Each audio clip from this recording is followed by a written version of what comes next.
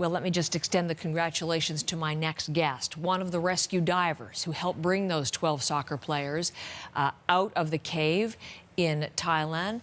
Ivan Karaj is with me, day 1 and day 2, not in the cave today, which means that I can speak to him from Thailand by phone. Ivan, I'm sorry, I think I mispronounced your last name, and my apologies for that. You're just suddenly on the phone with me, and I didn't have a chance to plan. Would you tell me your last name, sir? Yeah, my full name is Ivan Karaj, so yes, you did. Karaj, I'm so sorry. Ivan Karaj, I want everyone to know your name, sir, because you are a hero to the world. Congratulations. Thank you very much. I want to make very, very clear that I am one out of thousands of people who made this happen, and I'm just a tiny break in a massive puzzle. So it's thank you for your congratulations, but we are a lot of people who made that happen. All right. Well, congratulations to all of you, because you have your work together has led to this moment just about an hour ago when I was able to broadcast that all 12 boys and the coach were fine and were rescued. How are you feeling? How are you feeling at that moment when it was clear that this was going to be a success? Well, obviously, I'm relieved that everybody's out, and all the football team, including their coach, and including all the divers, among which many of them, which I know personally. So it's nice to know that both the former victims and all the rescuers are safe out of the cave, and hopefully having a good time right now. So yeah, I feel very good, very relieved. I bet you do. Listen, sir, tell me, what do you think was the key to the fact that this was a success in the face of really difficult odds? Well, I think one of the key things that made this a success was an incredibly detailed planning. You know, the plan wasn't made in a few hours. It's a incredibly well thought out plan made by the leadership of the operation.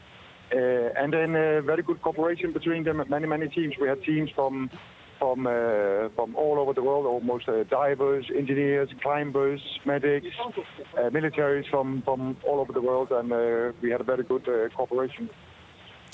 Tell me a little bit about, as we're speaking to you on the phone, we're looking at images of the dive team going in.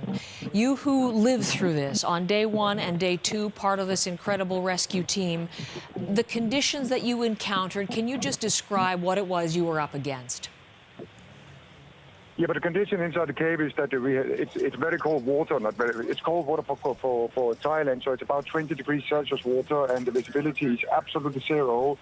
And in the very early days of the rescue operation, there was a strong flow coming out of the cave, so from inside the cave to out, because of the rainfall. So very difficult, a very slow movement to start with. It was not physically possible to actually swim in there. You had to hold on to rocks and drag yourself in. And as we progressed, and more of the engineers got more pumps in there, the water levels have gone down, and it became easier and easier to get into the kids. So was it more difficult or less than you were expecting? I'm just in terms of the amount that you had to dive versus the amount you were able to walk even at points. Well, to start with, it was very difficult, and it became quickly as we got more and more pumps in there. It became easier and easier. And I didn't participate in the attempt today and yesterday. But I heard from the guys that went in there that, yes, it was a lot easier than the days before. So, yes, continuously getting easier and easier as the water levels went down. So there was less parts that required diving and more parts you could just walk through. Okay. Tell me a little bit about working with these kids, these boys, who didn't really know how to swim, who certainly didn't know how to dive. How did you literally, physically, how did you move them through the water, through these caves? But my mission was not that. Other divers had the responsibility of the kids. My mission was to stand on the location that is labeled Camp 6 and assist with gas changes. So when the divers came in from inside the caves out, changed the tanks and changed the tank of the kids. So I didn't have direct contact with the actual kids. Okay, but you did have contact with the boys as you were changing the tanks. In speaking to them, tell me a little bit about how they were, the conversations you had, anything you can share with us about dealing with those boys. Yes, it's very hard to have a conversation with them. They were wearing a full face mask. and many layers of wetsuits to protect for hypothermia, and had a mask on with a built-in regulator. So communication was not possible at that time, and it was pitch black. So we didn't communicate much. Did they seem calm to you, though, as you dealt with them, or how did they seem? Yeah, well, considering the conditions, they've been through for the last 2 weeks, yeah, they were calm. They were calm. And just quickly before I let you go, we were learning today that there was a little bit of anti-anxiety medication they took to be a little bit sedated, just for the calmness of all of that. Can you help us understand if that maybe did make a difference for these boys coming out? I'm not aware of that. So as I said, I was at Camp 6, so right. I don't know. They didn't. I don't know anything about that. When they came to us, they were in the water and they had their full face mask on, and at that point it was hard for me I couldn't see anything. Okay.